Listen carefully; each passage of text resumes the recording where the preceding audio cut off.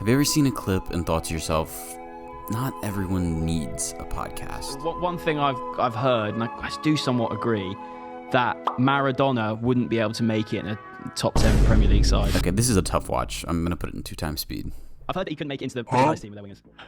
That was it. Why do you agree that? I don't necessarily agree with it, but I don't dispute it. Why? Talk to me about your reason. I just think, on one side of the coin, you've got Maradona, who's obviously very good, but then you obviously have football's a different game back then. There was modern medicine and the training and the health. He'd also get fined every game. Bro, he was the best player in the world on tons of But then I think, is he just like St. Maximin? What? I feel like most people can pretty easily see the holes in his argument here, so instead of opening the can of worms of would old players make it today, I want to show you another clip from the same podcast. Matip is better than Bobby Moore. That is outrageous.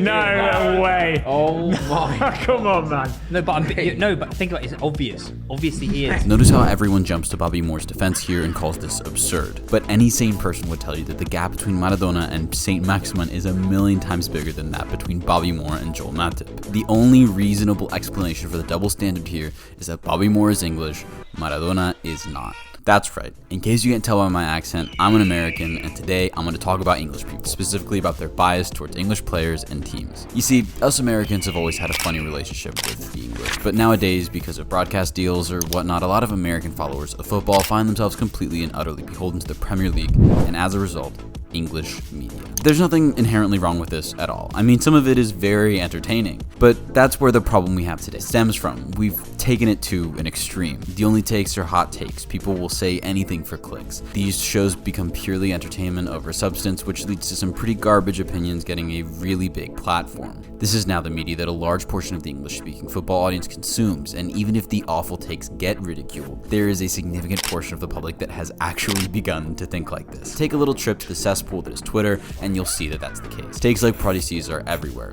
There is a genuine belief that the modern Premier League is untouchable, England are going to win everything, and they have all the best players, etc., but the reality is far from it. If we look at European competitions this season, English teams underperform compared to their continental counterparts. And yes, I know that 2 of the 3 major continental trophies were won by English teams last season, but that merely proves that they're, good. They're in the mix, not the absolute best by a mile like English media wants you to think. Even on shows that are rather tempered and actually provide valuable insights, the thumbnails still reinforce the idea of Prem supremacy, even like the case of this video where the actual team they build is considerably more balanced. Sometimes it's just a case of knowing your audience, which I totally get. Is it coming home? I'm not sure. But check out this clip of Jamie Carragher talking about who can stop Manchester City this season. Then you go and watch the Champions League, and I'm watching like Bayern Munich, a huge, massive team. Arsenal better team. Arsenal beat Bayern Munich. I agree. I think Arsenal beat Paris Saint-Germain.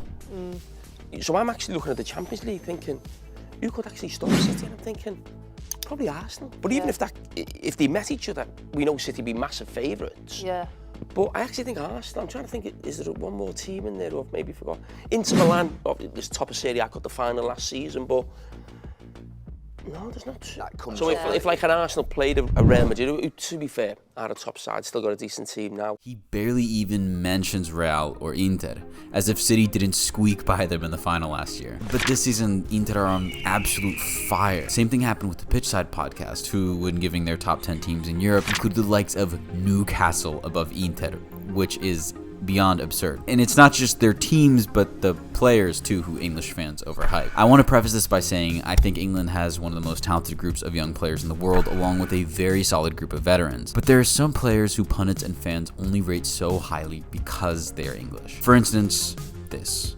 And I'm not just defending him here because he basically made my whole channel, but on what planet is Ivan Toney even comparable to Aussie man? One's a domestic champion, one top scorer of his league, highest scoring African in Serie A history, and the other missed 8 months because he couldn't resist a little throw of the dice, and he openly shits on the club that employs him. And look, I understand, Ivan Toney plays for a worse team, whatever. He is just not on the same level. We've all seen the memes about British players costing more, and we all know Grealish wasn't worth $100 million. Okay, totally.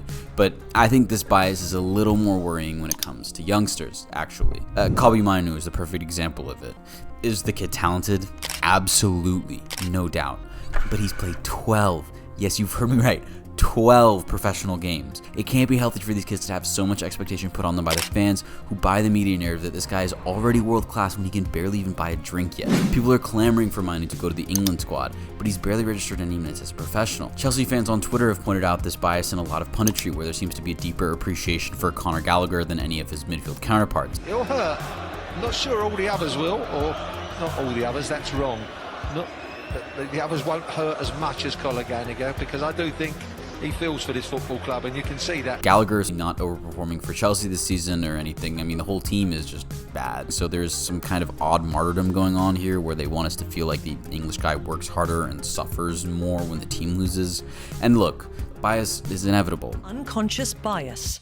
All of us have it, and it colours our decisions without our realising. Oh, I've probably got plenty of it in this video that I can't even catch, and that's the hard part. We can't cure unconscious bias, but with self-awareness, we can address it.